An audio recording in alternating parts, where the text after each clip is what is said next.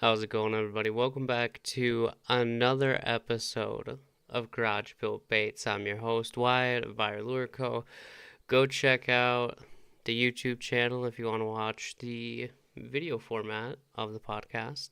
You can find it at Garage Built Baits on YouTube. Check out Buyer Lure Co. on YouTube while you're at it. Go check out the main channel.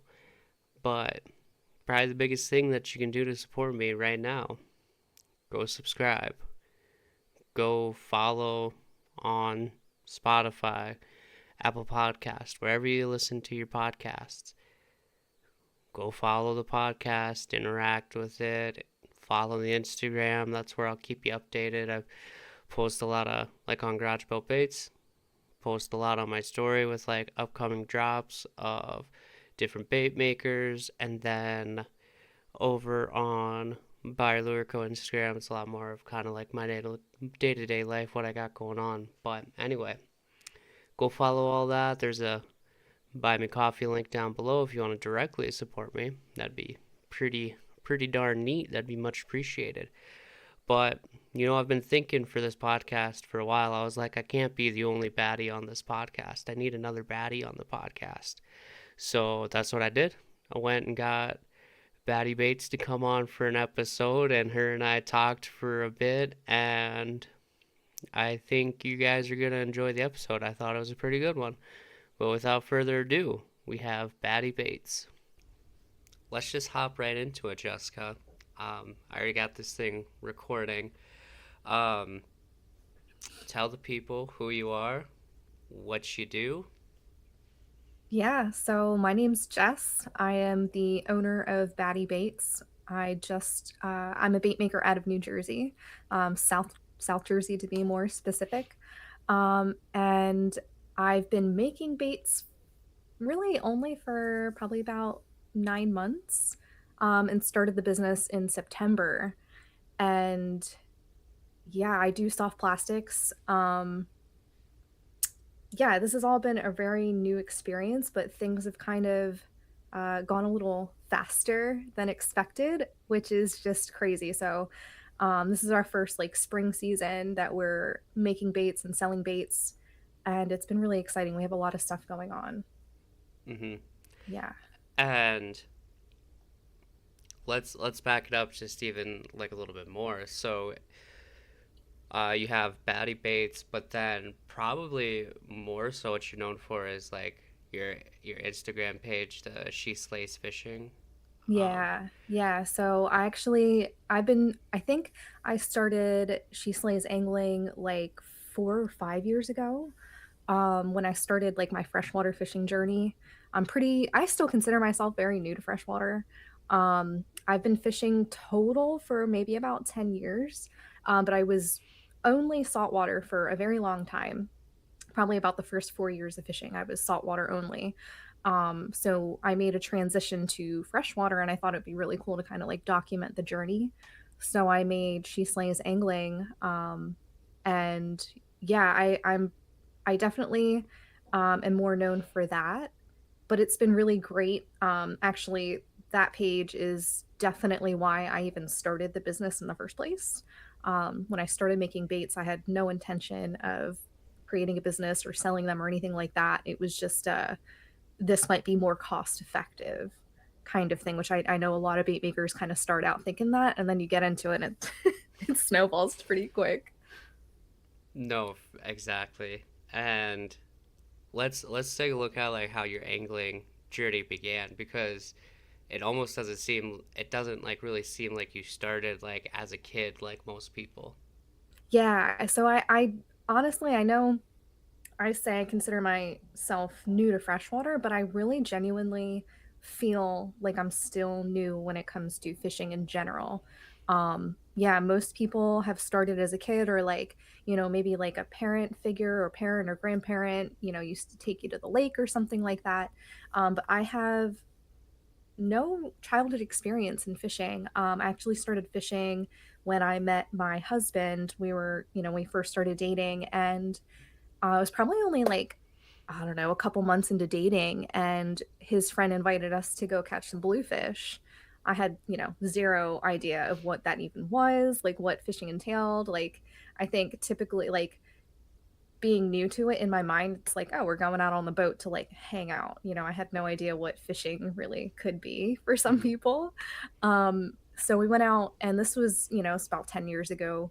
And the bluefish here were super thick. Like, they used to come like very heavily in. Like, over the years, there's been a decline in the population, but go back 10 years ago, and we caught so many fish. Like, I literally couldn't reel anything in anymore. My arms were just exhausted. And I remember them telling me, "You'll never have a day of fishing like this, like, ever again." And I was like, "Oh, haha, whatever." And they were right. That completely ruined me. I was so spoiled. Going out fishing after that was like, if I'm not catching like 40, 50, 60 fish, I'm like, man, this is kind of boring. Um, so yeah, that's when I started. And then my husband and I got a boat very shortly after that, actually. We bought a 22-foot center console, and we would go fishing for like tuna and stuff like that. And that's basically like the kind of fishing I was doing for about 3 or 4 years. And so, yeah, saltwater is definitely my jam, but I definitely do freshwater a lot more. Hmm. No, that's awesome. And like, what a way to get into it. And then it's like, all right, nothing's gonna like live up to this like first day that we had. That's kind of, you Yeah. know, double-edged sword with that. It's like it's awesome, and it's like also like kind of sucks at the same time. Yes, it definitely does, because I think about that, hindsight, I think about that trip a lot, and it was a blast, but I almost wish I had done it later in my fishing journey so that I could really appreciate what we were doing. It was really, really cool.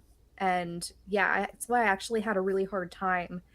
We sold our boat and bought a house, and then, like, decided to get married and all of that. So after we sold the boat, I didn't fish at all for probably about 1 or 2 years, because in my mind, surf fishing or, you know, freshwater fishing was it just wasn't going to compare in my mind. I was like, there's no way I'm going to get a rush from catching a 3 pound bass.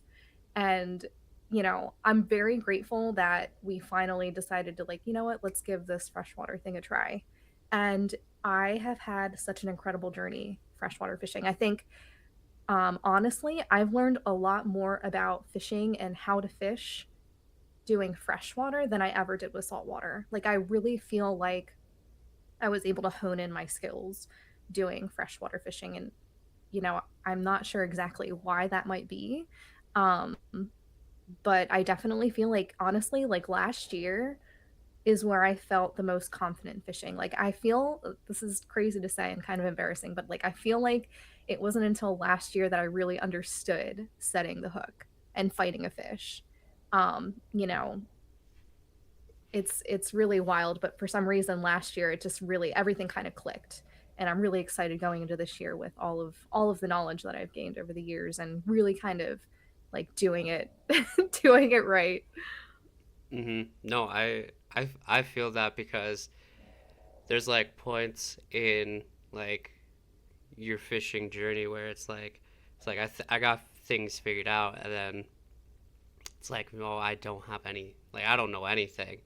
Mhm. And it's especially humbling if you're going from like around an area where you've been fishing and you have that area figured out, and you go someplace new, and it's like, well, you might be fishing for the same species like a bass, a Mhm. trout, just whatever, but it's like completely different ball game from what you're used to.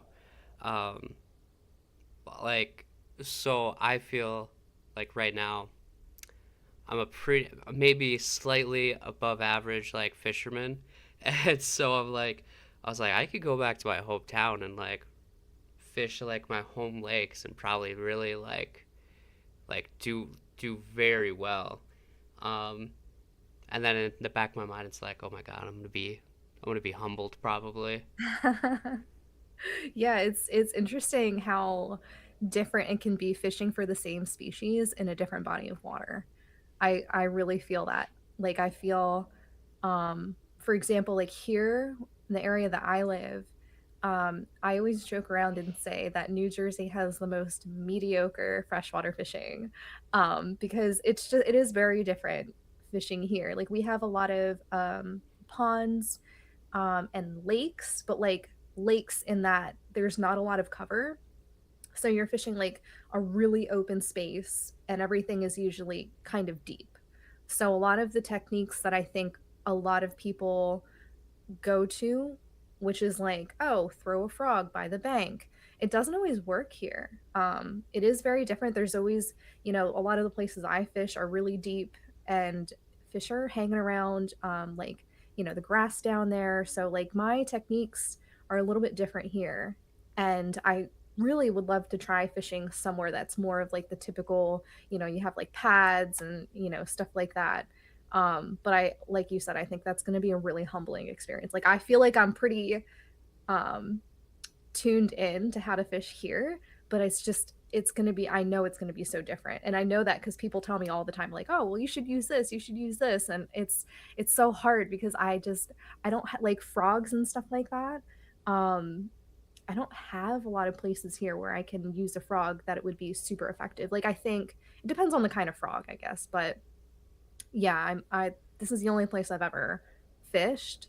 And that's definitely a goal in the near future is to do more fishing and like travel, and because I feel like that's just going to be you're just going to be adding to your toolbox at that point of like your knowledge of how to fish for things. I feel like I've kind of have like tunnel vision how to fish here. So, yeah, fishing elsewhere would be super great. Mm-hmm. No, like my like frog fishing got like decent when I was living in Florida, and yeah, like fishing lily pads, like very like stereotypical, like what you would throw a frog in. Yeah. And that's where like it really kind of clicked for me, where I was like, hit, give it a sec, swing into it, um, and like it was very epic pulling fish out of lily pads. Also, like um, a little sketchy because like these fish diving down into like lily pads and you're trying to horse them out of there. It's like, and at the time I probably wasn't using like super, like I wasn't using super heavy braid. I wasn't using, I think I had Mhm. like 30, I didn't have like 65 like some dudes use. Yeah. And I was like, am I gonna pop off? Like it's like it's 30 pound braid. That's still like seems pretty heavy to me. So Yeah. didn't lose any, but it was like a little sketchy along the way. Yeah, I feel like that's kind of where your skills kind of come into play is actually when you have uh when you have to like work around structure or something like that, or the fish is taking you somewhere you didn't expect to. Like I feel like that really is a skill thing, not just like ripping it out of the pads. I can tell you right now, I'm gonna lose a dozen fish before I figure out how to get one out of the pads. That's a tough one. Yeah. Mm-hmm. And then, are y'all like from the bank? It looks like you guys have like kayaks that you guys go out on. Yeah, so mostly kayak fishing. We started on the banks, and I still really enjoy bank fishing. It's gonna be a different vibe, always fishing from the bank or fishing from the kayak. Um, yeah, but mostly fishing from the kayak right now, depending, because you know, we have the kind of kayaks where you can just throw them in the truck bed. But when it's just me by myself trying to haul a kayak that weighs about the same as me, it gets a little tricky. Like I'm like, do I want to haul my kayak around today, or do I want to just go walk in the park and, cast line? Depends on, yeah, the intensity. I think kayaking really does bring a different kind of intensity to fishing. Mm-hmm. I really enjoy it. It's definitely been, I mean, I at this point, like when it comes to freshwater, I don't even know that I'm interested in getting like a bass boat or anything like that. Like I really think, there's a thrill to kayak fishing that I don't necessarily think you would get from the boat. that's just my bias. I think a lot of kayak fishermen say that, and I think there's like there's definitely like a big divide in the community between like, oh, well, you just spent so much on your kayak, you just buy a bass boat. Um, but yeah, I think it feels so different finding a fish from the kayak, like being close to the water, and you know, I think just like everything, there's also like a different technique you use when you're from the kayak. Um, but yeah, I've been really loving the kayak journey. I have my eye on my next upgrade, but we'll see. We'll Yeah. see when that happens. No, fishing from a kayak is just a vibe because, like you said, you're down in the water. You can like really get into like some different areas that other Mhm. people like in a bigger boat wouldn't be able to get to. Um, like me and my buddies um, from my hometown, we had kayaks, and we've gone up like a mile up into like a creek connecting to one of the lakes. We've gone up a mile up that creek, and there's like still fish back there. Yeah, that's so And cool. yeah, we're like exploring. Like we've uh, so at the same lake, there's like a big kind of island of like cattail reeds, Mhm. and in the center of these cattail reeds is like it's like open, and so it's like we went into these reeds and we're in the center of all these cattails, which is pretty neat. So um, my big thing this year is I'm gonna get a paddleboard for me and my fiance because I fished off one last year, and whole different vibe, but it was so cool. And I was able to just kind of dangle my feet and kind of kick around and troll. So Oh, it that's was super cool. Yeah, oh, it that's was like a fun. whole nother that's yeah, actually, someone I met through social media, he has a sup board and I like really don't like that. I don't know if I could ever do that. Like kudos to you guys who are able to, because that's just like another level. Like I think that's kayak fishing with even more of a challenge. Yeah, But I see what you're saying. Like you probably feel a little bit closer to like nature. Everything feels maybe a little bit more like organic, perhaps. That's what I imagine, but that's like a whole nother ball game. yeah. No, you're like really you're connected to what you're doing, like even more so than a kayak. And um, like my biggest struggle in the kayak is like we get like very windy here, and Mhm. so my biggest thing was like staying in position like how I want to be to um, work structure or like work down a point or like the bank. And it's easy if like we had a big tandem kayak, but it Mhm. was it was manageable to where I could just be in it as like by myself and um, fish like that. But if it was windy, like putting my rod down Yeah. every couple of seconds, I'm like trying to reposition, like even with an anchor, Yeah. Yeah, the anchor get at that blown point is around. only gonna yeah, because I'm sure you have more like I picture your freshwater perhaps being kind of similar to mine, where it's just open. Like there's not a lot of cover, very open. So when it's windy, you're feeling every bit of that wind. That's yeah, I feel that, and I think the only thing I think would be able to combat that is like spot lock or something. And that's Mm-hmm. like the only time I ever really get jealous of people with spot lock. When like those windy days where it's just like unmanageable to fish like a certain structure, or just like having to reset and reset and reset like that. Yeah, that kind of drives me nuts. I guess I'm a little bit of a fair weather fisherman where it's like if it's gonna blow too hard, I'm not taking my kayak out. Like I feel um yeah, I think at that point I'd rather just bank fish. Like that's one of those things where that's going to be the deciding factor for me because the wind kind of drives me nuts. Mm-hmm. I can do the rain. The rain's fine. The wind, that's a deal breaker. And the next kayak, is that going to be like tricked out? Gonna have all the bells and whistles on it? I don't think so, honestly. I really enjoy fishing with no electronics.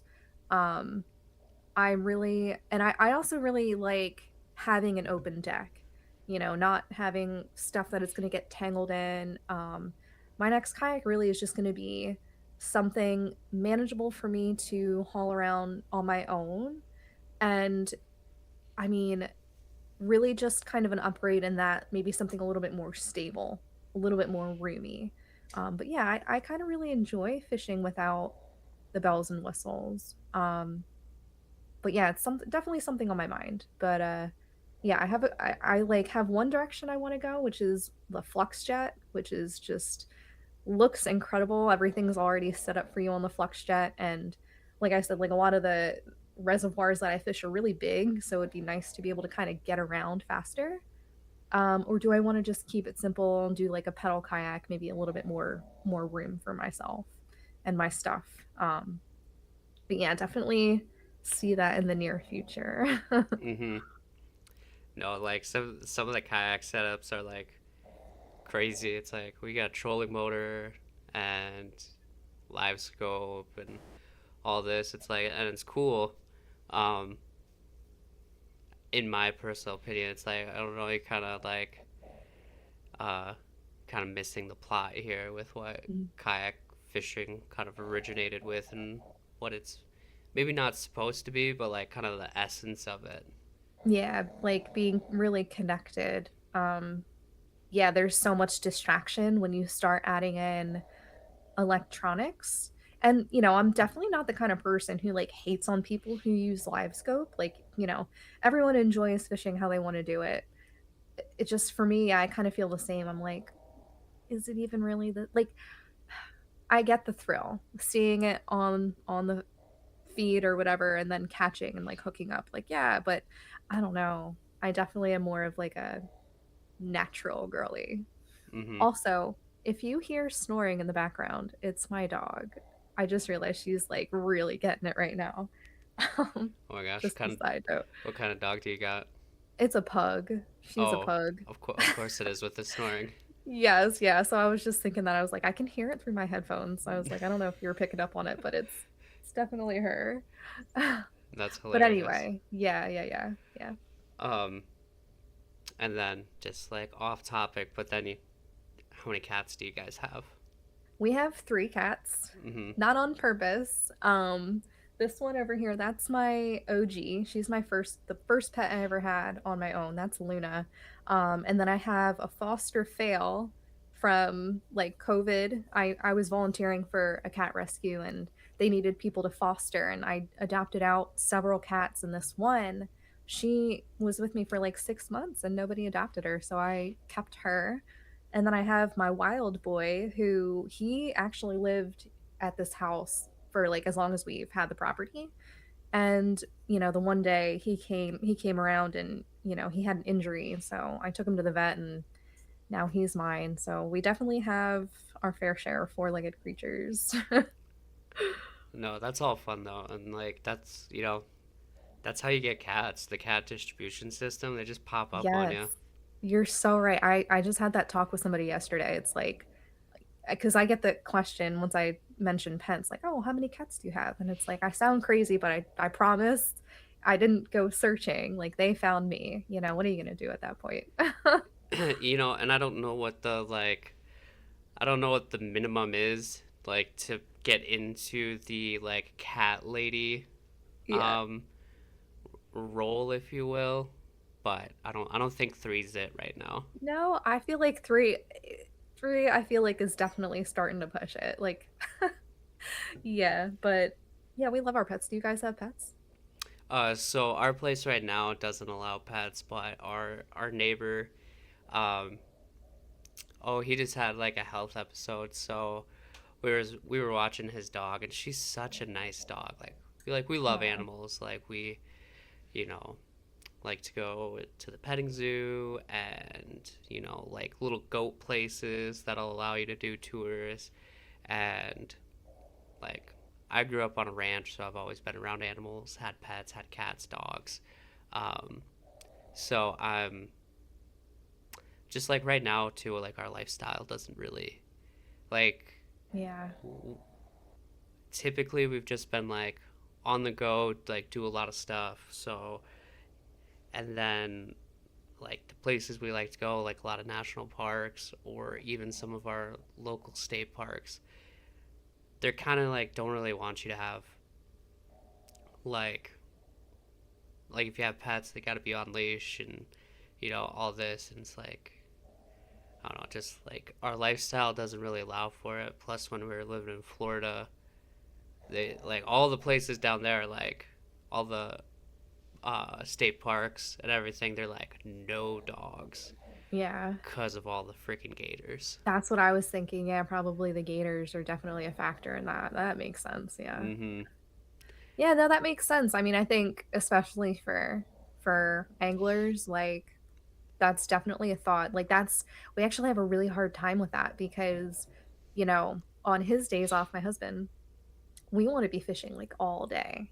But obviously, like with the pug, her name is Rosie, and she has health issues too, so she has to have medication smack dab in the middle of the day. So when we go fishing, we do like 2-part days. Like we'll go in the morning for a little bit, we'll come home, have lunch, take care of her, and then we'll go back out in the evening.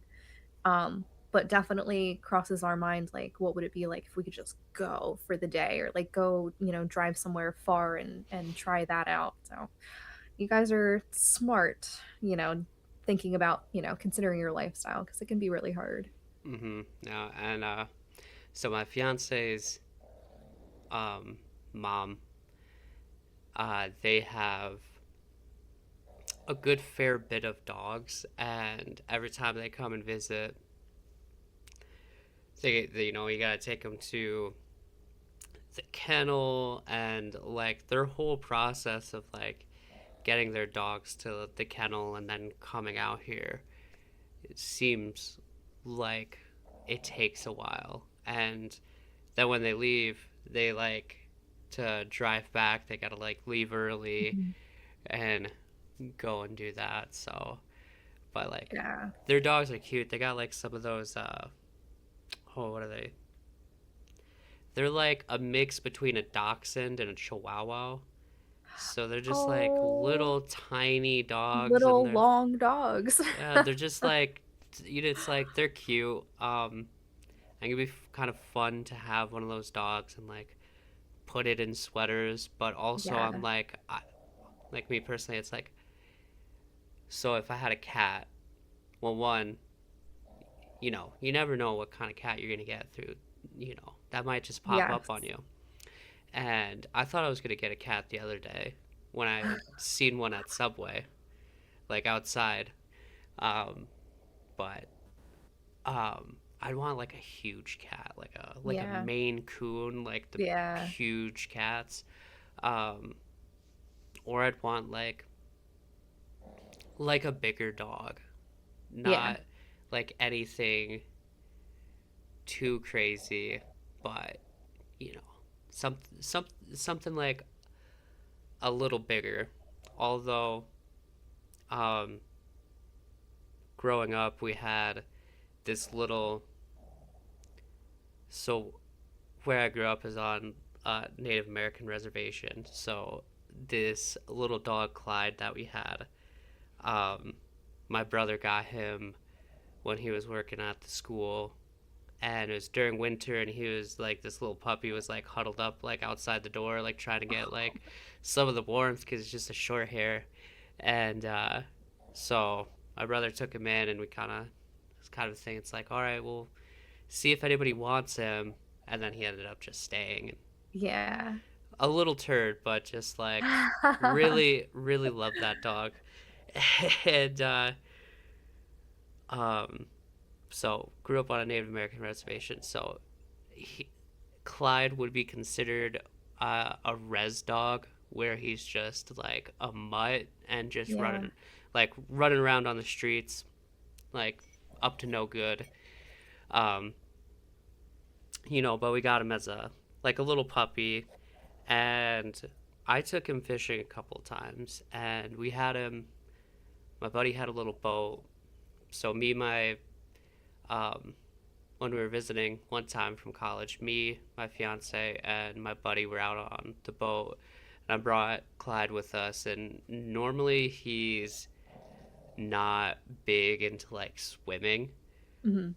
um, but I got snagged on some reeds, and I was like trying to pop it out, and that just like drove him nuts. He like dived into the water and like was like going to swim after like He whatever was was happening. triggered. Yeah. Yeah, and I just like reached out, like grabbed him by the collar, like scooped him up, and it was cold. Like we were fishing in the fall, and it was freaking cold. So I like, he's a short hair, so he was just sitting there shivering in the boat. And I like just put him in my jacket, Oh like my had his head popping gosh. out, and it's like, yeah, we probably gotta like go like after a bit, cause Oh my God. There's he's like, something very appealing about small dogs. Like I mm-hmm, feel you. Like I definitely like big dogs. My husband likes small dogs. He's always wanted a pug and he went on a hunting trip and while he was away I saw her on Facebook, like, a rescue. And so I got her and we've had her for like 6 or 7 years now. Um but yeah, I love a big dog. Big dogs are great. With that being said, there's definitely something appealing about a small dog. Like you said, like being able to like put it in your jacket or like just, the fact that you could grab him right out of the water. You could never do that. What are you going to do with a big dog? Like oh at yeah, that point, he's the boss. Like oh for sure, like it's like, yeah, if Clyde was like a big lab or whatever, it's like we're not gonna be able to haul him into the little John boat, like yeah. it might tip over. It's like we've gotta like paddle him back to shore. Yeah. um but yeah, like there's an appeal to having a little dog, plus like so my fiance's like little sweaters, it's like that's like Yeah. super adorable. Yes, for sure. For sure, for sure. And I think just overall, maybe just costs a little bit less. You're not, you know, eating, big dogs, they go through food. Like that's Hmm. crazy. And she goes through food too, but I don't like that's like a whole nother factor, I think, with a big dog. Yeah. I'm grateful. I'm grateful we have she's a medium size, though. She's kind of chunky. Um yeah, but she's good. Just a barrel. Yeah, she's like a potato. Like holding her is like a potato. It's so awkward. It's just, yeah, she's funny. She only got one eye. She's our special little dog. Oh man. Well, Clyde only had 3 legs, but he still Oh got my after god. it. He got around really good with three What a legs. cutie. Oh my gosh. Um, That's great. well, kind of getting back into it a little bit. We Yeah. both got our coffees here. What are you rolling Yeah. with? I just have do you guys know Wawa? Do you Oh, know? like we live down in Florida. Wawa was one of our Yes. favorites. Yes. I do I like get the bags from Wawa and I make it at home. So it's just Wawa hazelnut with a little bit of oat milk. Very simple, very satisfying. I mean, it's like the taste of home. Like I'll go to like a Starbucks or something like that, but like nothing ever hits like a Wawa coffee, in my opinion. Are you Mm-hmm. doing Black Rifle? Yeah, so I got that. I enjoy their coffee. Um, like I enjoy most of their roasts, but like I'll switch it up a little bit. And so I made this in my mocha pot. And A mocha pot. yeah, are you not familiar? What is that? No, it sounds Oh, amazing. so they're like a little. So they're made in Italy, and it's a little metal like coffee maker. Um, I don't know. They're popular in like, With a little black handle yeah, a on the little lid. black, yeah, a little black handle. It got like a little like top lid, and like you put your water in, and then it has a basket that goes into it, and it like shoots, like once it like the water's hot enough, it like there's, I don't know, pressure that pushes Yeah. the water through the grounds in the basket, and then there's a spout in the center of the top part, and the coffee like comes down, so it makes like not quite espresso like level like strongness, but they like makes like a very like strong cup of coffee. and they're just little, so it only makes like a cup. So I did that, and then I have like a little bit of sugar and some skim milk. Yeah. Um, but yeah, they're very popular and like, or people like will refer to them to like a stovetop espresso maker, even though it doesn't Yeah, make. I think I can picture it in my head. I'd love to try that because I do like a strong cup of coffee. Like I make my coffee really strong.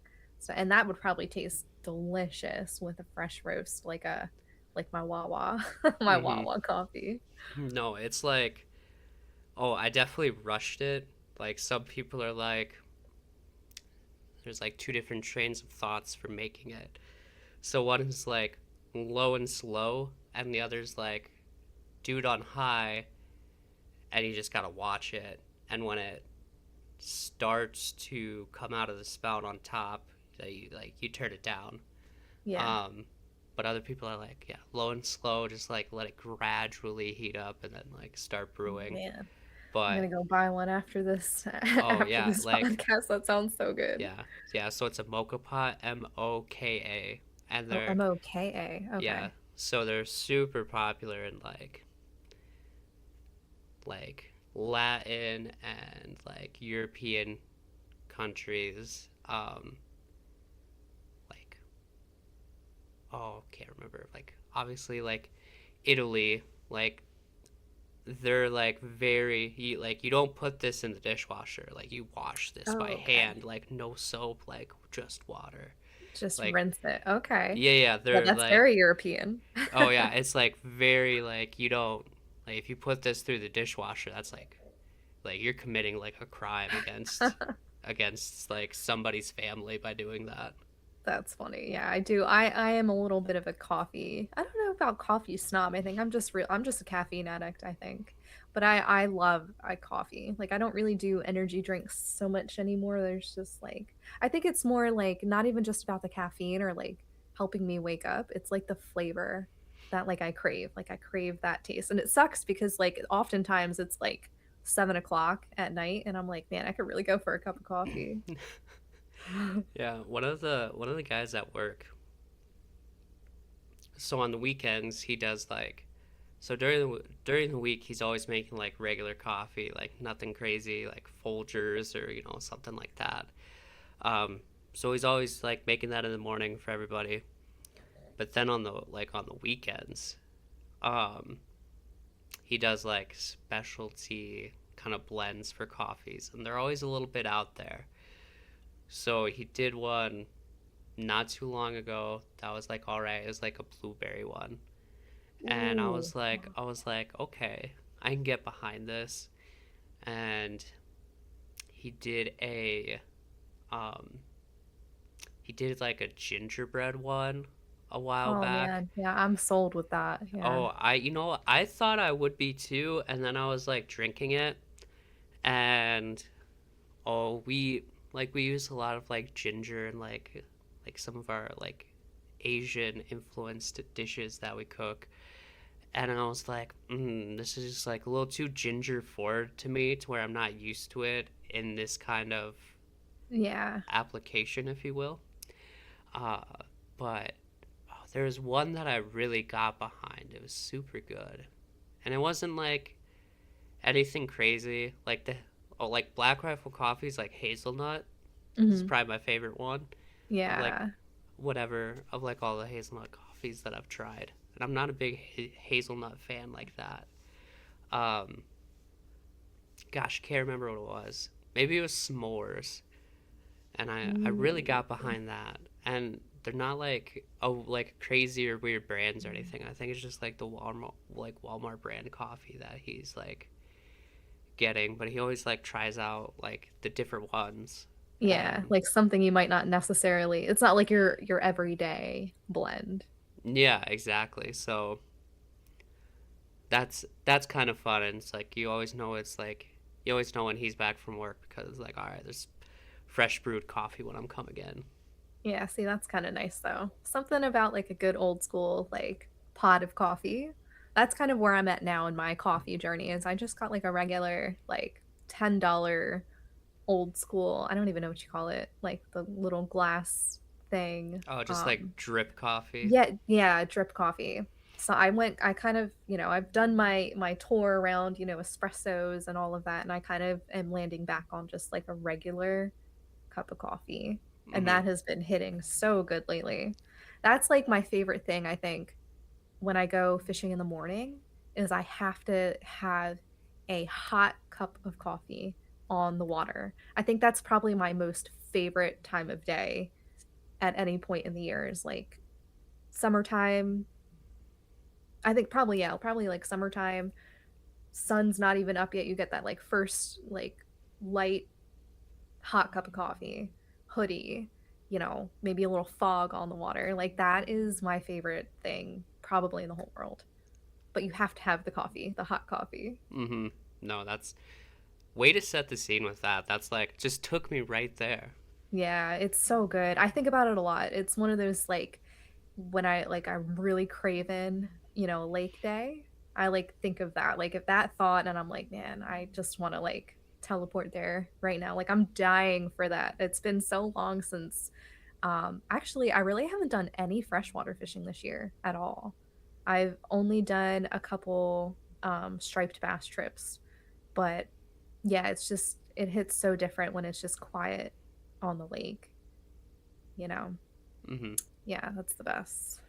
No, and like looking at your like social medias, that's like what it looks like too. Is like the last um couple of trips you guys were going for like stripers out on a boat, and the one of the ones that you caught was huge. Yeah, I had a really good day a couple weeks ago. Oh man, that was probably the best day of striper fishing I think I've ever had. For some reason, the striped bass season kicked off early this year, and it's been on fire. So, yeah, I got really lucky to be out one day. It was quite chilly. But like something about like I don't think I've ever been warm striper fishing. Like striper fishing is late fall, almost winter, or like now where it's still like 30, 40, 50 degrees out. But yeah, when you're catching them though, it doesn't even matter. You don't feel cold at all. Like it's definitely a different kind of high when you're out there like in the salt water for those big fish. Like it's oh man, I was thinking about going this afternoon actually, because when I've been going, the past couple trips has been with a charter. Someone I met at the New Jersey Saltwater Fishing Expo that was earlier this year. He came up to a table that I was at and was like, "Hey, like, introduce himself." I gave him some baits, and he's like, "You got to come out." So I like looked up his social media. Um, his chart, it's on top charters, and I really like this charter because his specialty is catching big fish on small tackle, light tackle. So like, a lot of the guys are trolling or using like conventional reels for these striped bass, but he goes out and he has some of the lightest rods I think I've ever used for striper. Like usually I'm using like a big conventional reel. He's got like I think it was using like a medium heavy for this striped bass, and like the smallest little spinning reel. I was like, hold on, like what's this gonna be like? And it was so much fun. So yeah, I've been going out with him, and then he also does tuna trips. So I'm Oh, really looking forward to doing that. And we're able to catch some on Baddie baits. So that's been really cool to be able to like go out and, try out our baits and like kind of like see them in action and see that the fish are liking them and stuff like that. So that has been very thrilling so far this year. mm-hmm. What did that striper go that you caught the big one? I threw him back. No, like how big was it? Oh, I didn't even post the biggest one I caught that day. The biggest one I caught that day was 44 inches. The Wow. one in that picture was probably closer to like 35 to 38, I would say. Yeah, they're a nice fish. Mm-hmm. They're a lot of fun. Well, and it's kind of like you mentioned. It seems like with Batty Bates, it seems like your bait making has been kind of tailored around striper right now, with kind of like the bigger like kind of like jerk baits that you've been making. Yeah, yeah, they're essentially just giant jerk baits. Yeah, I am really excited about that actually. We started making saltwater baits a little bit after the freshwater stuff. Definitely wasn't looking to do big paddle tails or anything like that until striper season last year. Last striper season, like in the fall, was the first time we've been striper fishing for years. So it wasn't really on our radar. But it really only took one trip out to be like, okay, yeah, this is something we want to start doing again. And so then we started getting, molds for bigger, paddle tails and like the straight tails. And that has been, it kind of helped us stay in the saltwater scene a little bit. Like we kind of like reinvigorated our love for saltwater. And it also just started to make sense because I really wanted to start transitioning over to maybe getting into some local tackle shops and things like that. And the area that I live is definitely more saltwater geared. So it was really great to start doing that last year and putting them to the test and making sure we're able to catch fish on them. And the striped bass community, like the fishing community around striped bass, are very passionate people around this species. And so we definitely had some people who were very, very interested in what we were doing. And that kind of took Baddie Baits to I don't want to say another level, but like a different level. Added a little bit of variety, but also not just online. A lot of this is face to face, word of mouth, hey, try this out, just kind of like, not necessarily selling things, but giving some things to people because it's just fun to see people catching on your stuff. It makes me just as excited to see someone else catching fish on it. Probably more excited than it is for me to catch on it because it's like that's what it's about, right? Like that really is what it's always been about. That's why I never really intended on doing like making a business. It started as just giving stuff to people and then having an overwhelmingly amount of people saying, "Well, hey, where can I get one or where can I get some?" And one thing led to another and that's kind of how Baddie Baits got started. But yeah, dabbling in the saltwater fishing has opened some doors for us. So that's been really cool. Mm-hmm. And one of the one of the last color runs that you guys did with the your guys' take on bone, I thought was like very good. Well, I personally like really enjoyed the color. I think Yeah, it's thanks. like kind of like a little more like antique, kind of like a Mhm. little more yellow than just like straight up just like white or like Yeah. like off white or cream or whatever. I like your guys' take Yeah. on bone. Thank you so much. Thank you. I'm actually really proud of that one. I had a tackle shop I have some of my stuff within. They're called Tylor out of New York. And he actually came to me with that idea. He said, which is great. I've been wanting to make bone for so long.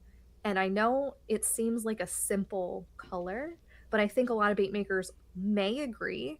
Some of the more simple colors are a little more challenging to kind of get right because you just see them so often. It's like, how do I hone in on how to make my vision of, like, for example, Junebug?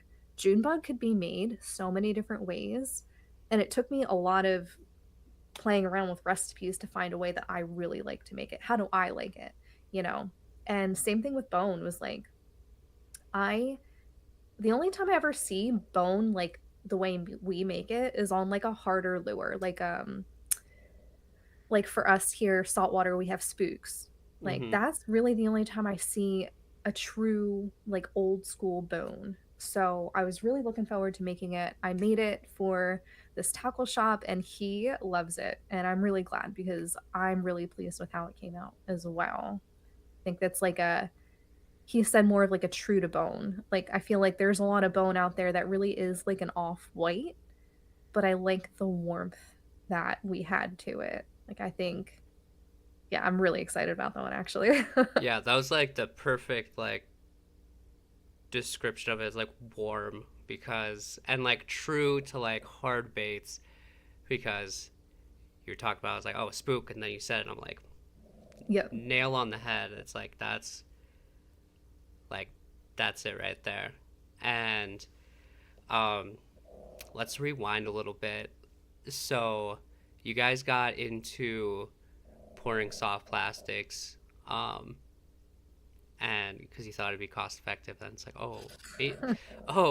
were we kind of wrong? But um, how did that all start for you guys? Like diving in, getting molds, all of that. So it really started because we really got into fishing like big swim baits.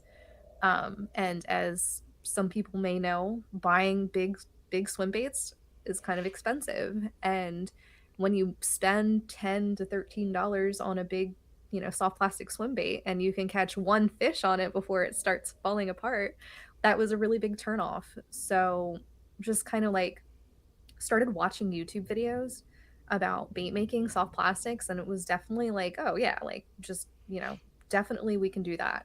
So we actually started with open pour, which is like in hindsight, I'm like, I don't really do open pour a whole lot anymore. But yeah, it was like kind of tricky, I think, to hone in. Um, but yeah, that's what we started doing, and we started catching big largemouth bass on these big swim baits, and that's kind of where it started. And, once we tried open pour, we were kind of like trying to make more at a time. So we tried, injection molds. And that is where we kind of like really started pumping out some baits for ourselves. And yeah, it was like one thing led to another kind of thing. And now I have a shooting star and I don't have enough time in the day. Like it really snowballed like crazy. And I still think in a sense it is cost effective. Or maybe it will be one day. Um, because we don't buy anything at the store anymore when it comes to soft plastics. Like, terminal tackle, yeah, but like I'm just going shopping in my garage at this point for whatever I need for the lake. So that's how it got started. Mm-hmm. And how big of like a learning curve was it for you guys? Because like I feel like I've never dived into soft plastics. Um, like all my stuff has been like wood, hand carved kind of like things. Um, but it seems like there's like a learning curve there with like kind of getting temperatures right, and it seems like there you can like experiment a bit with like how hard or soft you want your blends to be. Yeah, that's a huge part of it is find it. And that's like I think that's always a work in progress. There's definitely a learning curve. Um, you know, some molds like to be shot a little warmer. Some molds like to be shot a little colder.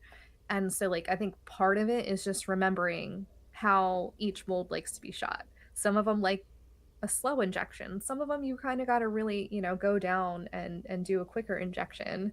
So I think that's always going to be a work in progress. And then as far as like hardness of the plastic is always like you can have an idea in your head, but like when you get a new mold, or for us anyway, it's like I want to shoot it and try it and see. And then if I like the action, or like for me personally, I like to shoot as hard as I can get without losing the action. So I think because at that point it's you're going to get a little bit more durability out of it. And if it's not affecting the action, or there's hardly a difference in affecting the action, I'd prefer to do that, because going back to why we started was because of durability. So if you're spending, like, I just from a consumer point of view, if I'm spending money on a bait, I'm most happy when I can catch more fish from that one bait. Like that impresses me. So that's kind of how we do it. But every single thing that we make, we try out. So, and we have quite a variety of molds. And there's hardly anything that I have right now that I have not caught fish on. So definitely like a learning curve, and definitely a lot of trial and error when it comes to soft plastics. Mm-hmm. With some of your guys' like bigger swim bait offerings and like the bigger jerk baits, do you think it would be um do you think it'd be beneficial for people to like have like mended, or there's now like the little mend it like kind of like Yeah, like the hot glue. tools? Yeah, well Yes. there's like a hot tool like oh I know like Toxic Bait sells them, um but they're like little like saber that like melts it and then you can like pinch it together. You think Yeah, that would I've be like seen that. beneficial for some of your guys' like bigger baits to kind of have like a little more longevity out of them? Yeah, I would always encourage folks, do what you can to kind of make your baits last, whatever that entails. I would hope that ours can last, surpass expectations on how many fish you can catch per bait. But the reality is, you're not always catching the same species. It's not always caught in the same way. Like we talked about, like, fishing in cover and lily pads. Sometimes that can be a little bit more harsh on your soft plastic than you expect. So definitely always encourage people to do what's most cost effective for you. And I always tell people too, if you're fishing our product and you only caught one fish and you felt like, I had to switch it out, I love to know that information because that helps us hone in on what we're doing right with the plastisol blends, the hardness, maybe even the brands. Um, yeah, and what we can kind of how we can tune it to be better. And we do the same thing. We have a lot of do you know the pickerel? I don't know if you guys have Yeah. pickerel out there. We have so much, like, so many pickerel here. So it's kind of nice when we go out and test our baits because you're bound to catch pickerel, and kind of see, how it holds up with a toothy fish. Um, but yeah, I mean, overall, I think it's really wise for people to do what you can do to salvage your soft plastics because, things aren't cheap nowadays. There's, especially in fishing, like there's always something when it comes to fishing. And so the longer you can make your baits last, I think the better. Mm-hmm. Have you guys done any? I don't think I've like seen it um, for you guys, but I've seen other like plastic, um, like soft plastic people um, take like their leftover pucks and like Mhm. remelt them and do like whatever it's gonna be like a color. Have you guys ever done that? Yeah, so I have an embarrassing amount of remelts. Like I have 2 bins full of product that I can melt down and make something else out of. And, we've gone through so many different blends of plastisol. So when I get like a remelt, I put it in a Ziploc, I label it, and then put it in the bin. And so, yes, however, business has been so crazy lately that I'm just like piling up the amount of remelts I have because I'm so busy working on making a certain color for a customer or a business or something like that. But I really want to start doing, like, when I get caught up, I'd really like to start doing like maybe one day a week because I go live on TikTok when I'm working in the garage. And so it would be really cool, I think, to do like one day a week. We'll focus on remelts and then make that kind of like exclusive, not exclusive, but like, I think people really enjoy being present for that. And then having people who are here at the live, like, maybe have like first dibs on this crazy remelt color, have them pick out, like, here's the color we're going to do. Let's add another color to it. What would you guys like to, what color would you guys like to see? So I definitely have a lot of ideas when it comes to remelts, but I haven't done it a whole lot lately Mm-hmm. because things have been a little crazy. Yeah. Have do you guys have um, the ability right now to um, do double injection, like the two colors? Yeah, so I think our best selling color is a color that we make called Electric Bug. I'll actually show you. I brought a couple things. Um, Electric Bug is definitely our best seller, and catches a lot in both fresh and saltwater. So it's got, like a purple on top and then a monkey milk belly. Mm-hmm. This looks really cool in the sun too. It's got kind of like a crystally sheen to it. But yeah, we do multiple colors. We have a couple different injectors. So I have a 50/50, which is what made this, but then I also have a 70/30 injector, which is 70% one color and then 30% another color. So you can do 50/50, 70/30. They make some other kinds. But yeah, this is our best seller. We Mm-hmm. also make a color called Oil Slick, which is again like a monkey milk belly, but like an oil slick top. That's more like a shad color. So it is really nice to be able to do like what we call laminates, especially with our newest piece of equipment, which is the shooting star. Um, that has really, I mean, completely stepped up the game when it comes to laminates. It's makes it a little bit easier, I have to admit. Mm-hmm. Um, what else did you bring to the table? Yeah, I got your bone. Oh yeah. I got the bone. But I also got some freshwater stuff. So we started making frogs too. This is a really cool color that we make. This is another laminate. So we did a green pumpkin top Mm-hmm. and then a chartreuse belly, which I think is pretty cool for a frog. Yeah, I like to keep the frogs a little more natural. We also do like all black is apparently really hot for frogs, so we started doing all black. Um, this is one of our smaller paddle tails, or maybe medium size. This has been doing really well in saltwater actually. So this is platinum pink, and this is our 4.75-inch paddle. Yeah, I mean, I have what else do I have? Then I know a lot of people like to swim Kitex, so we bought this with the Kitex in mind.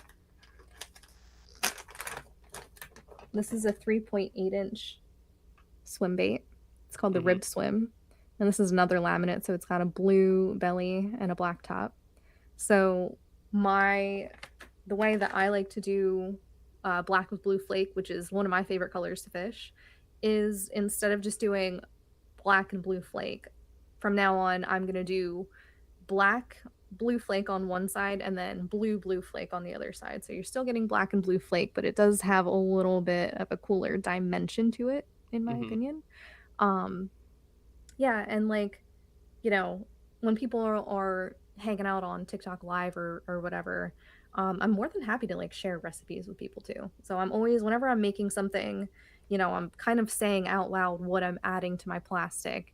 And I definitely encourage other people, hobbyists, bait makers, to try playing around with the old school recipes because I think they're always going to be the most popular colors in my opinion. You can make a hot new cool pink color, but sometimes, classic is what works best. It's classic for a reason. But yeah, do my best with Baddie Baits to kind of give my own spin to it, if that makes sense. No, definitely.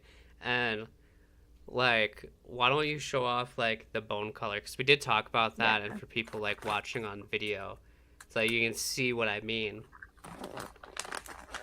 with So this bone color. Oh, oh no. Ah, Miss Baddie.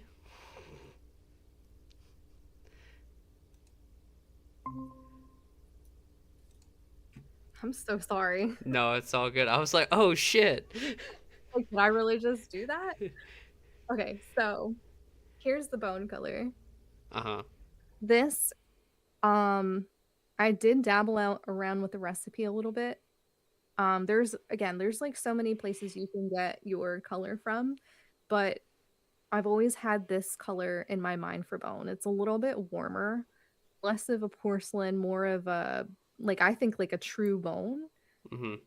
And I have this in paddles and straight tails, and I mean, I dare I toot my own horn, it looks so good. Mhm. Um, and I think it's just such a great color to swim. If you like to swim white, why not throw a bone? Bone is so good. Well, I feel like bone works for like clear and stained water. Mhm. Like Yeah. I You feel almost like it can't works go for both. wrong. Yeah, Yeah. exactly. And I Um, like the opaqueness to it too. mhm, Um, I think maybe in my mind, maybe cast more of like a shadow in the water than perhaps a white. mhm, So I do like throwing this, for example, in salt water, because that solid opaque is going to be attention grabbing for the fish. So yeah, I'm a big fan of bone. mhm. And then for like that size, are you?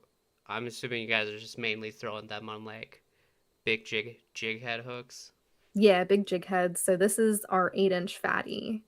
And this is going to go on I've thrown up to a 2-ounce jig head on this.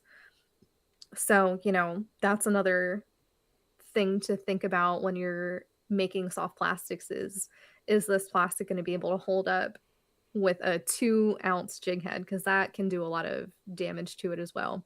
And these have been holding up very nicely. Been able to catch multiple striped bass on these fatties. Mm-hmm. What sizes do you all have for like that particular like swim bait? For this one, I have 7 and 8 inch Mm-hmm. for this swim bait, the fatty. And then I have as small as 3.75 is going to be my smallest paddle tail. And then 8 inches being the largest. So fatty is really nice. But I also have one called the hammer, which is another that's this pink one that I showed you. So a Mm-hmm. little bit of a different style, but still a really nice. I've caught. I mean, you can throw these. You can rig these almost however you want to in freshwater. I like this on an underspin. I love throwing an underspin. Um, Chatterbait trailer. Yeah, there's just so many things you can do with these swim baits, these paddle tails. Mm-hmm. No, because I was like, for like me personally, I was like, oh, the 7 inch and like, yeah, like on a like a underspin, or I would probably do it as like a swim bait hook, like a weighted swim bait Yes. hook that has like the little willow blade off of the Yes. bottom. So I was like, That would look that's so good. Yeah, no, that would be really good. no. I was, What do you like to go for with big swim baits? oh shoot, so out here is interesting because so South Dakota is like very walleye, and I would say smallmouth oriented. But we're kind of like a little island out here where we're part of like the Rocky Mountain chain. And so we have a lot of lakes and streams around here that are stocked with trout. And so trout fishing is huge out here. And then there's a couple lakes and stuff around here that are, have largemouth and then have pike. And, a couple lakes have smallmouth in them. So, yeah, primarily it feels like lately it's been like a lot of trout fishing for me, which I'm just like I'm just over it. Like Yeah. I was like I need to kind of get back into like catching some bass and some pike, dedicate more time to that. Um so yeah, mainly my focus this year is going to be like largemouth, smallmouth, pike, and then I'm going to be going to this lake that has tiger muskie. And so I'm going to throw. Oh, I don't know if you guys have dabbled into like the hard swim baits, but it's like I'm gonna be really kind of getting after like throwing big soft swim baits and um, some bigger hard swim baits. Um, but then trout too will like eat a smaller glide bait, like 3 and 4 inch glides. So Yeah. it's a grind like that, but it's also like a ton of fun.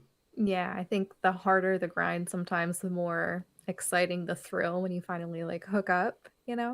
Hmm. I think that can be said with almost, in my opinion, almost every fish. That's why I really do prefer artificial over live bait. It's just so different when you finally hook up.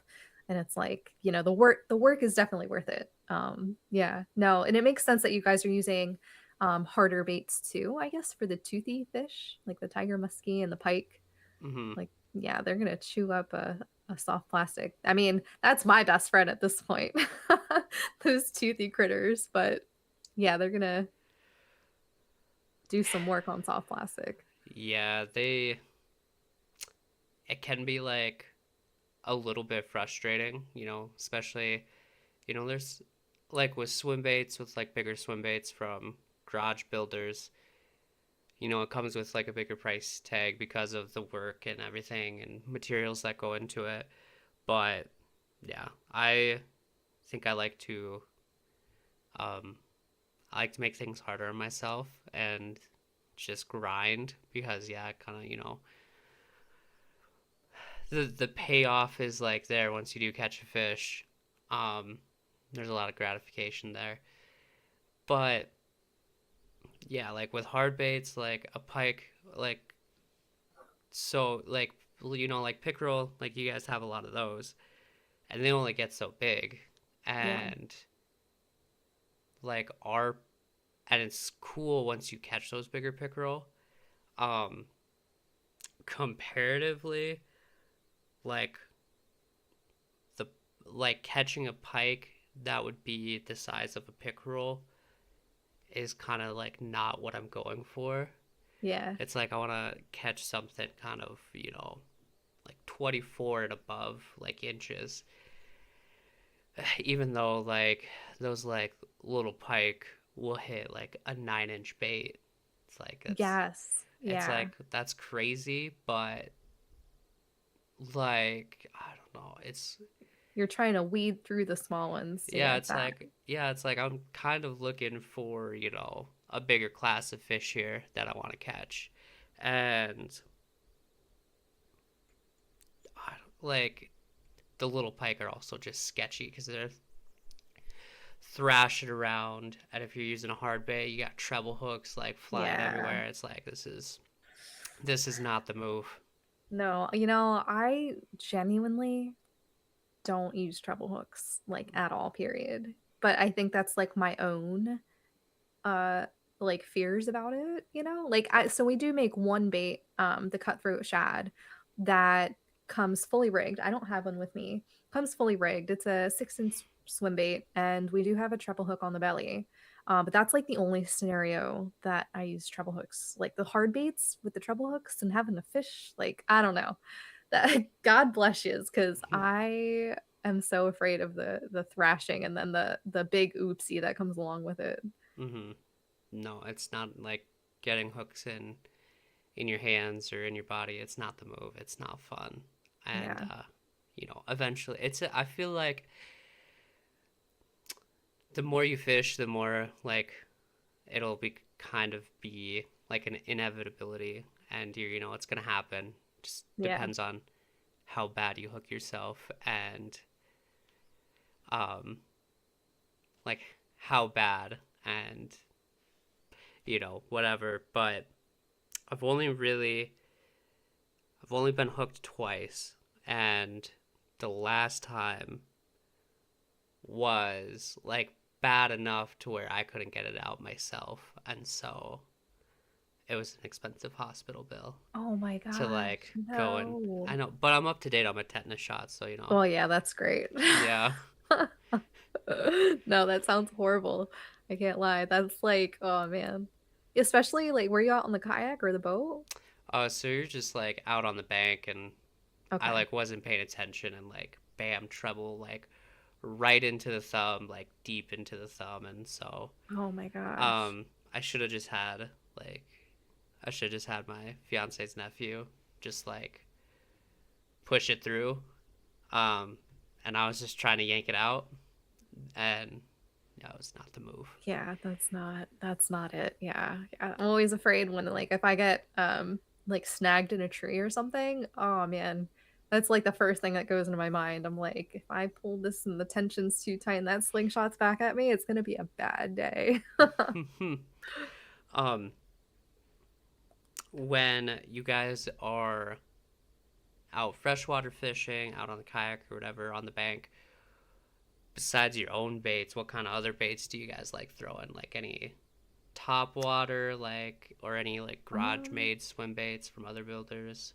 yeah, I think right now, The only other baits I would be throwing is maybe other bait makers who want to do like a trade or something like that. I think, you know, we've only been making baits since like I think it was July last year is when we started. And so a lot of our fishing has only been our baits really just to kind of like test the product more than anything. We really haven't bought anything else from the store or from other people, but I have done like trades like, oh, I'm going to send you a pack of baits. You send me a pack of like whatever you made. So that's really it. As far as like top water, not a whole lot. I think that's something I'd really like to get more into is fishing topwater stuff, but I think it's a confidence thing. Like I don't feel confident in it, so therefore and I really do believe like confidence has a lot to do with catching fish. So if you're not confident in what you're throwing, you're probably not going to catch on it. You're going to give up on it quickly. So I think yeah, I definitely want to get more into topwater stuff because I've never caught a fish on top ever. And like it's embarrassing at this point. I'm like, I think I need to start throwing some topwater stuff this year. Mm-hmm. So we'll see. No, and that's like when it's right. That's kind of my favorite way to fish is like topwater frog or you know like a big like wake bait, Mhm, something like yeah. that. Um, and there's plenty of stuff out there um to do like or because you guys for salt like throw spooks or whatever. It's like that stuff's Yeah. like still works in freshwater. Yeah. One of the one of the gals that I had on, she's a painter, Little River lure lady. She sent me a Oh, yeah, I know her. yeah, she sent me a spook and like she painted in like baby bass and it's freaking so cool. I was like I am super excited to throw this around. Like it looks good. That's awesome. No, yeah, that sounds like I mean, I've seen people catch on top and it really looks like there's nothing else like that. Like that is to see it come up and eat it, like that thrash that it throws, like that seems really cool. That's got to be really satisfying. No, it's epic. Your hook sets are like a little different with it. Versus like fishing like a swim bait or something like that. So like with top water, it's kind of like so it's definitely like a lot more visual. So it's like you see it happen. It's like you give a pause and then you swing. So Yeah. it's like it's a huge kind of adjustment because I feel like a lot of people with fishing it's like you feel a bite you're swinging right away. Yeah. But yeah, top water is like it's like there's like a beat and then your swing. Yeah. It's hard to like get into that mindset because I get too excited sometimes. I'm like, whew, and then Yeah, your you just pull frog's it. going by your face. Yeah, yeah, yeah. See, that's like a whole nother skill. Like, having like, because it is such an anxiety or not anxiety, like an adrenaline thing. So having the self control to give it a second is that's going to be challenging, I think, for me. Mm-hmm. No, but it's epic. And then with Baddie Bates, where do you guys want like what direction do you want to see the company go to in the future? My, I think, it's kind of an evolving thing because I think at this point, I've gotten farther with it than I ever thought I would, period. And so it's kind of like I feel like I'm at a pivotal point right now, um, trying to figure out what direction I want to go because I didn't think we would get this far. And now it's like, this is reality. This is a time to choose. Now I'm at the point where I would really love to see Baddie Bates in small tackle shops. I would love to be able to focus on doing wholesale first, direct sale eventually. Both would be great. But I think talking to some local tackle shops and hearing about what their struggles are as far as like sales and things like that, I'd really love to be able to do that, because I think at the end of the day, for me, for us, Baddie Bates is really about the experience first. We're not looking to get rich or anything like that, but if we can catch some fish with our product, we can get other people on our fish with our product and maybe help a few small businesses along the way. That would be incredible. So right now I'm doing a lot of networking and just talking to people kind of, face to face, which I think is been really exciting compared to online only. That's kind of where I see us going right now, you know. But, at the end of the day, it's the journey is almost, I don't want to say out of my hands, but you know, so far it's kind of taken itself the direction it's going, and it's like I feel like I have been a passenger, like the way things have been happening. But ideally, that's kind of where I'm at right now. I would love to get in touch with more local tackle shops or smaller tackle shops, maybe not even just local, but small tackle shops anywhere in the country. I think would be really, really cool. That would be my goal. I seen on one of your Instagram stories where you were at a fishing show and you're like goal here is like have a booth. Yeah, yeah, Uh, that that post actually was probably one of the best decision posts that I had ever made, because I didn't realize how many people were going to see it genuinely. It was one of those, like, and I feel like that's how it works with social media sometimes, is like you can have an intent with posting, and you can work for hours on a post and then not get any viewers. Or sometimes you just throw something up and just hit post, and for some reason that takes off, more than the one that you planned for hours.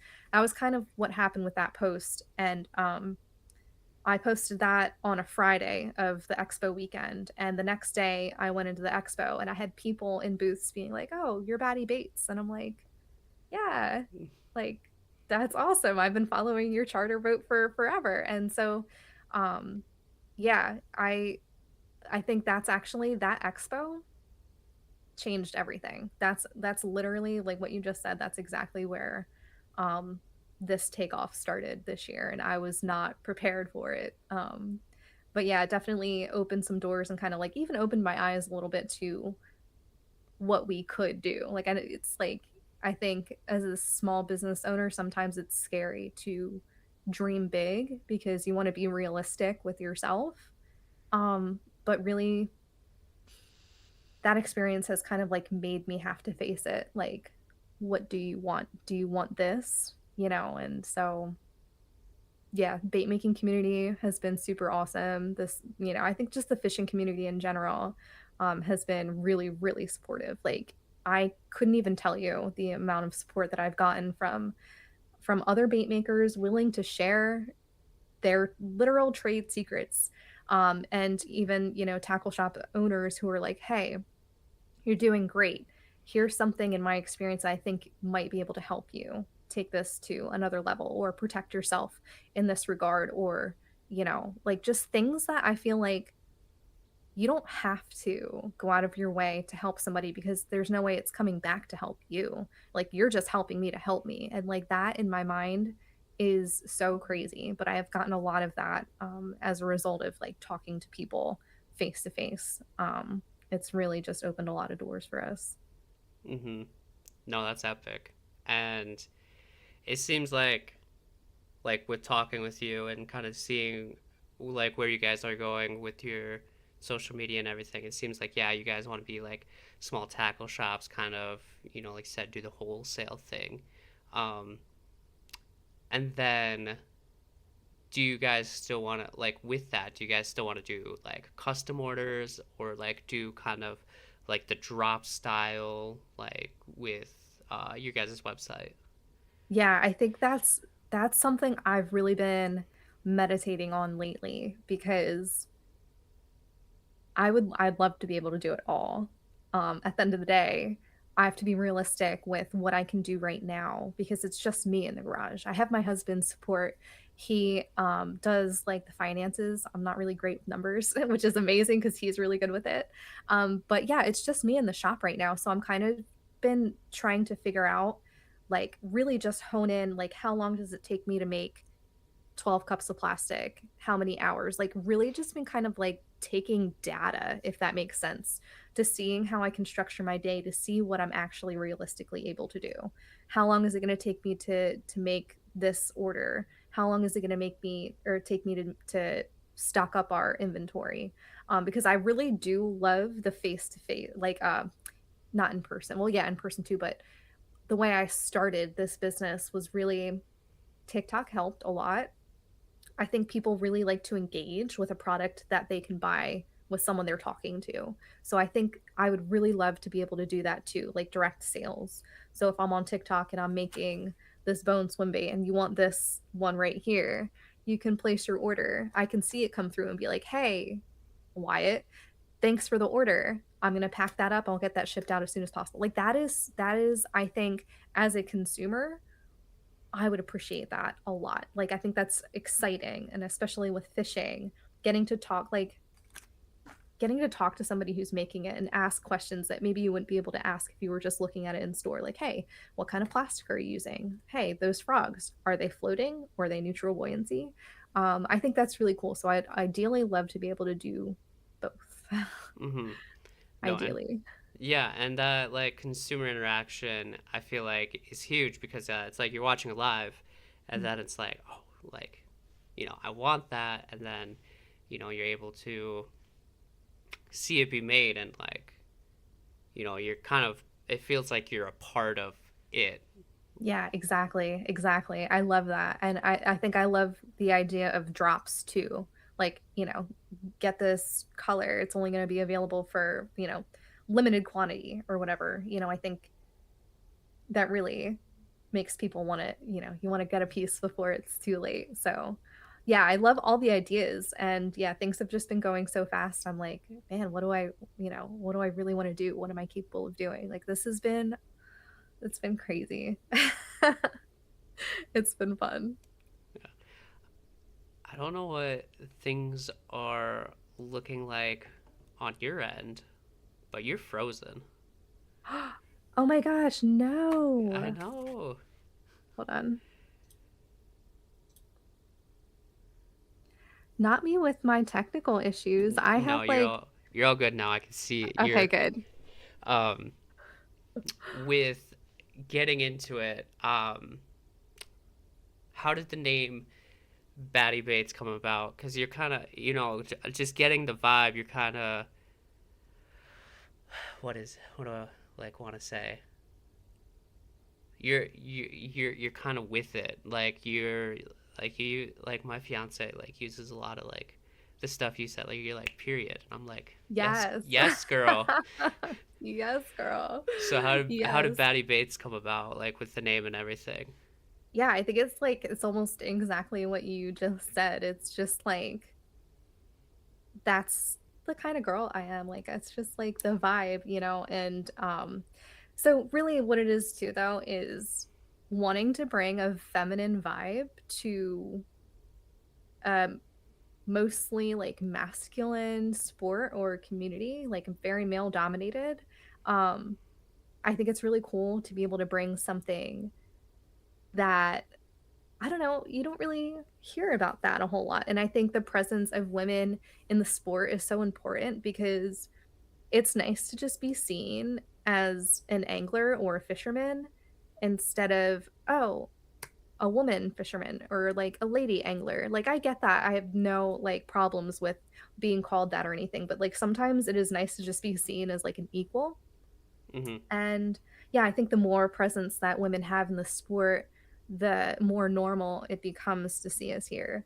And so Baddie Bates, for some reason, when we were thinking about names for the company, for the brand, that just like came to my mind. I was like, damn, that sounds really cool. And, my husband and I, we talked about it for months. Like that's like the biggest reason we didn't start the business sooner is because we wanted to come up with a name that was going to stick and that we liked because it's not like it's hard to change a brand after you've started it.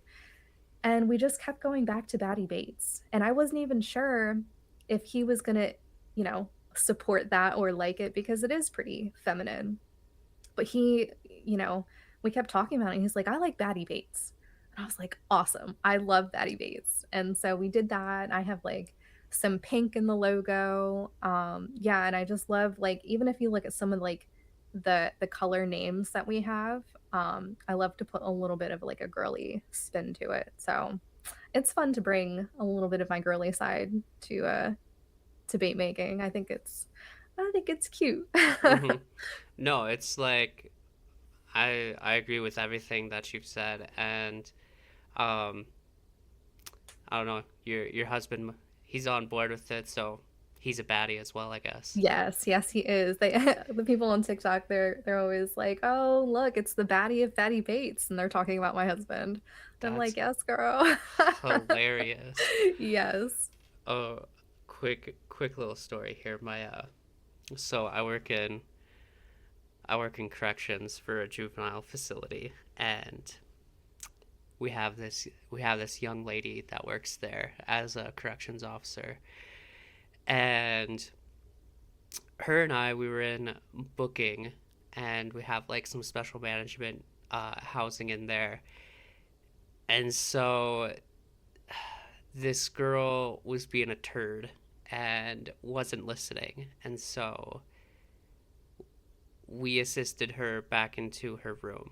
Like, not forcefully, no one ever gets hurt with anything, but like we assisted this young lady back into her room, and so I have to sit there um, and write a report on the computer and document everything.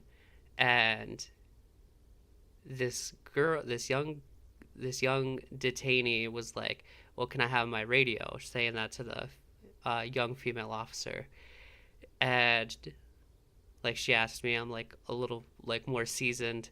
She was like, "Should I give her a radio?" I was like, "She hasn't been listening. We're not. She can just sit there and think about the consequences of her actions a little bit." And so this detainee says to this young CO, "Well, you're just a fucking bitch."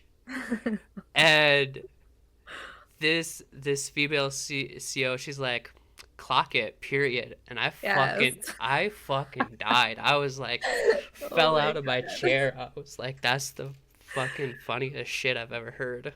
That's actually hilarious.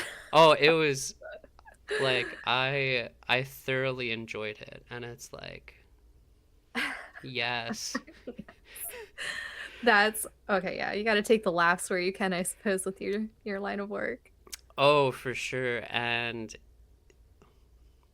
oh, it just had me dead because I was not expecting that, and um now it's like all right, this like you got to have like some kind of like sense of humor with some of these things, because you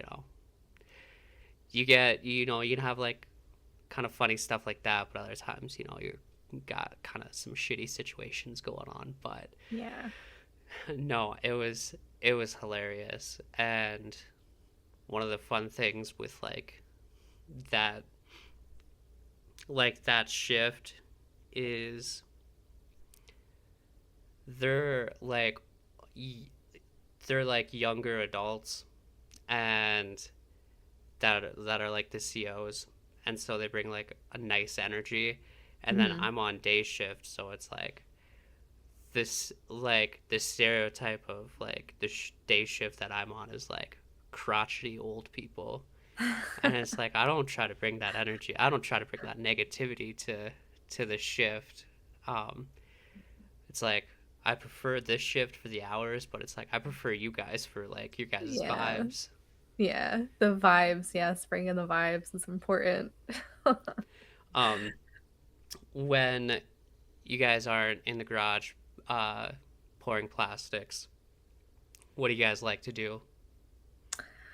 Um, I mean, our biggest hobby is definitely fishing. And it's really rare to see us not doing that. But when, like bad weather days, and stuff like that, um, we are actually really big gamers. So we play video games with our friends at least one night a week where we're all hanging out in Discord. There's like 5 to 10 of us just like shooting the shit, playing some games, and like, yeah, we just like to chill. We're not very like, we don't have like a very flashy lifestyle. Like, we definitely are more of like, I don't even know how to describe it. Like, I think sometimes like our families think it's weird that we're not like, we don't like go out or anything like that. Like, we don't party, we don't drink, we don't really travel a whole lot, mostly because of the pets. Yeah, we just like to be outside, and when we're not inside, or when we're not outside, we're like inside. Like, we're like gaming and like, hanging out, taking care of the yard. Um, yeah, but we're definitely extremely passionate about fishing. Mm-hmm. What what games are you guys currently playing? Right now, our big game is World of Warcraft. We are pretty nerdy. But no, it's so much fun. We love that game because we have so many friends that play it, and you can play with like a ton of people at a time. So it's really cool to be like hanging out and talking, and then also all of us are able to like participate. But I used to be a Twitch streamer. So I used to be really into like Call of Duty and stuff like that. Like Battlefield is another big one. But right now, definitely on the World of Warcraft grind. Like tonight, I think we're getting together with the guys and playing some games. And then this weekend, the weather's going to be terrible. So we're probably going to be inside gaming, or we're really big breakfast people too. So like our dates are more like breakfasty stuff instead of like dinner. But that's our life. Yeah, we're quiet. We're old. No, I feel that our so my birthday was a couple weeks ago, and Happy birthday. thank you. We went out and had breakfast at this kind of like a little nicer kind of breakfast spot than what we typically go to. Like we typically it's like a like a little diner and like kind of classic American breakfast, but this one we went to, um, the cappuccino so good, and Oh, then sold. they had so my fiance got the eggs Betty, and that hollandaise sauce like touched my soul. Oh man, that Eh. sounds so good. And then I had the chicken and waffles, and Oh man. it was it was so good. They like so it says on the menu that they marinate the chicken in like Frank's Red Hot, so it had like kind of a Oh, hot what? sauce and like maple syrup like vibes, and it was like very crisp. Bro, It was so good. bro, that's worthy of a birthday breakfast. That's amazing. That sounds so good. Yeah, I'm a sucker for breakfast, dude. Mm-hmm. Nothing beats a good breakfast. I don't care. I'll have breakfast for dinner. Okay, so here's the thing. It's like, are you a waffles or a pancakes person? I am actually a really big French toast person. I love French toast. Like, give me a fat, full stack of French toast. Like, I'll eat half a loaf of bread if it's French toast. It's so bad. It's so bad. But I don't really do it a whole lot, so I feel like I'm entitled to my fat stack of loaf bread. Mm-hmm. I love French toast. Yeah, I made some like really good French toast sticks a while back for like the batter. So like you did your like little egg batter, but then I dipped it in like crushed up like cinnamon toast crunch. Okay, yeah, you win. That's amazing. Yeah, give that a shot. I think I think we're doing that TikToks this and weekend. there's TikToks and recipes out there for it. That sounds so good. Yeah, French toast sticks. Oh man.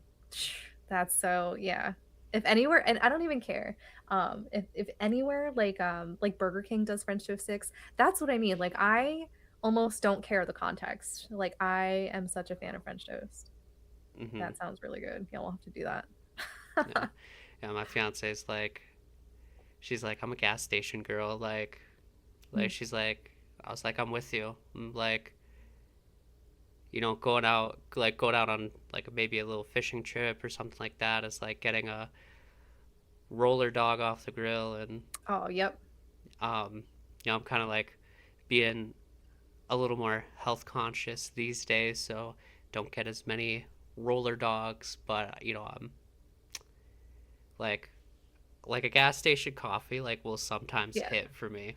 Yeah, no, I feel the same way. And that's what I mean. Like, so when I said I don't do French toast that often, it's because like, getting older, like really have had to uh make my diet a little bit more mature. So mostly eggs and stuff like that. But yeah, when it comes to like a real breakfast or like a bad breakfast, I'm doing French toast or something like that. A bread breakfast is what we call it. Mm-hmm. Well, okay, so you're kind of with it. Like, what does like girl dinner look like for you if you have girl dinner? Well, it's tough because like I said, I've been really thinking about what I'm eating lately, so it's changed a little bit. But like my go-to dinner is gonna be so I'm Puerto Rican. I'm Puerto Rican and Mexican. And so I love just like rice and beans and chicken. Like but like also like your little side of green beans or like even some plantains. Like that would be like that's my will be good no matter what kind of dinner. But my husband makes extremely good barbecue. So like we have a smoker and he does really good meats.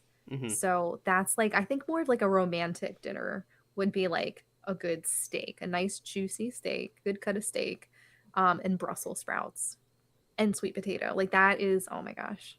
Yeah, that's a good one. But Mm-hmm. we don't do it as much. So that's like a treat. You know, like getting older as a man, that's something that'll sneak up on you is like smoking meats. Yeah. What is with that? I Like I'm don't not know. complaining, but it is really funny. Oh no, like at our local grocery store they had whole chickens on sale, like Yes. super good price, and I was like, all right. Like when I came home, my fiance was like, "What are you doing?" And I was like, "I'm gonna make these on the smoker," and um, they were just delicious and like no regrets about it. I was like, it was totally worth getting, and we smashed that chicken last night. It was Yeah, very dude. good. That sounds so good, dude. Yeah, like a nice whole roaster chicken in the smoker. And it like not for nothing. I don't know what your process is like, but it seems like relatively easy. Like you do your prep and then you just throw it in the smoker and it cooks itself. Then you pull it out and you eat it. Like is that kind of That the process? I that's kind of the process for me. Is like in the afternoon, um, like I wash the chicken and pat it dry, and I kind of just like let it sit out, like not super long, but I let it Yeah. sit out to like kind of dry, and then I seasoned it and put it back in the fridge for it to kind of just set with the seasoning. And yeah, then I threw it on the smoker. I hopped on a podcast with somebody last night, and then after I was done, I pulled it off the smoker. But I like while I was doing the podcast, I wasn't checking anything, Yeah. so I ran out of pellets like while I was. Oh shoot. so I Yeah. like so I was like went to go temp it, and it was like, oh, it was still like 40 degrees off from where it needed to be. So I was like, no big deal. Like I it's like I'm not gonna restart the smoker or anything. So I I pulled it, put it on uh like a sheet, like a baking sheet, and I melted some butter, and I like put butter over the skin and like finished the last, you know, 40 degrees in the oven. Like cranked the Nice. oven up higher so this that skin got crispy, and Yep. Yep. That crispy skin. Oh my gosh, bro. it I was cannot wait to go to the grocery store and buy a roaster chicken so he can make that for dinner. See, the cool thing about that is too, like, I can prepare it, like the meats, and then when he gets, because, like, I don't know, I don't like messing with the whole smoker thing. It's intimidating to me. He's like, oh, you just put the pellets in and you hit a button. I'm like, that's too much. So I'll prepare it and everything. So when he gets home, he can just throw it on. And then, yeah, it just does the work for you. Oh man, that sounds so good. Yeah. mm-hmm. Yeah, Yeah, I do love the smoked meat. yeah, I was like during the podcast that I was filming last night, I texted my fiance. I was like, "Hey, can you like temp my chicken? Like, put the meat thermometer in it, and like just check where my temperature is at on the grill as well. And she didn't respond. And then like we finished up, and I was like, "Hey, did you like do that?" She's like, "Girl, I don't know how to do that." Like, Yeah, that's what I'm saying, girl. I'm like, I don't know. I was like, "Oh, okay, that's fine." Like, what do this? Oh, it just turned out good, and you know, like my neighbor, he was having health issues, so um, I bought two chickens, and because just how cheap they were on this sale, and brought a whole chicken over to him, and um, That's nice. yeah, well, so he's when he was having his health issues, he like brought over this whole pot of spaghetti for us. And I was like, he's like, I can't eat it right now with like the diet that I'm on for these next couple of days. And I was like, oh, well, this is really nice. Dude, I was eating spaghetti for like 4 days at work. And so I brought over, it's like washed all of the Tupperware that he brought over and brought it back to him. And I threw one of those whole chickens in the big stock pot that came with the spaghetti. And he was like, "Oh, you didn't have to do that." And it's like, no, it's like you don't return Tupperware empty. You got to clean it Yeah. and bring something else. Yeah, that's nice. That's so thoughtful. Yeah. No, it was, yeah. And he's, retired or whatever. So, um, as, you know, while he was having his health issues, there was like three or four of us like watching his dog. So it's like, yeah, we got you covered. Like your dog's going to be fine. She was very anxious during that time. Like, Oh man, that's heartbreaking. no, it was like it's like we'd see her like looking out. We'd see like her looking out the window, and she'd bark every once in a while, and like we like were taking her out so she could use the bathroom, or topping off everything, and it's like just tell my fiance, it's like she's kind of getting into crap in his house, so like I was like, let's just bring her over here, like we so she doesn't get into anything, and then she can just chill on the couch Yeah. and just like relax and kind of be around people and calm down. So she was super excited when he popped back up. Good. Oh my gosh, that's so sweet. I think maybe I hope you guys realize how much that probably means to him. Like that's like so far above and beyond anything you'd probably want to ask. So for you guys to do that that's really thoughtful. Oh yeah, I like try to put like as much good as I'm able to muster like out into the world. It's like whether that's picking up trash or whatever while I'm out fishing, or sometimes if I'm out and about, like to random people, I'll be like, it's a great shirt," or "Your nails," Yes. or it's like, "Your nails are great," or Yes. like those are pretty, or um, try not to like get weird with anything, Mhm. try not to like be like, "Oh, like you look nice today." It's like it's always gonna be kind of honed in on. It's like, "I Yeah, like your like a shirt." particular thing. Yeah, yeah, No, yeah. I love that. That's very again, like that's thoughtful even in itself to be thoughtful of the compliment that you're giving. Like that's really cool. I call those drive-by compliments. I give that drive-by compliment like, "Oh, hey, I love your shirt." Or like I tell I my nail tech, I tell her cuz like I'll do it all the time like when I'm getting my nails done and someone comes and sits next to me and I'm like, "Oh, hi," like whatever. I'm like, "Oh my god, that's such a cute color."